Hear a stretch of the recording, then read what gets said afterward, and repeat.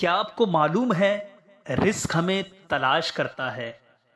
حدیث پاک میں آتا ہے، اللہ کے آخری نبی صلی اللہ علیہ وسلم نے فرمایا، بندے کو رزق ایسے تلاش کرتا ہے جیسے بندے کی موت اس کو تلاش کرتی ہے۔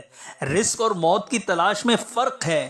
حضرت علامہ علی قاری علیہ رحمہ فرماتے ہیں کہ رزق کی تلاش موت کی تلاش سے زیادہ مضبوط ہے، کیونکہ موت پوری روزی کھا لینے کے بعد آتی ہے، مگر رزق ہر وقت آتا رہتا ہے۔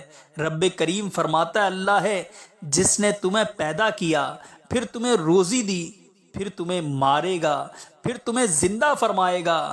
اور ایک روایت میں ہے، انسان اگر موت کی طرح رزق سے بھی بھاگے، جب بھی رزق اسے ضرور مل کر رہے گا، جیسا کہ موت یقینی طور پر آ کر ہی رہتی ہے۔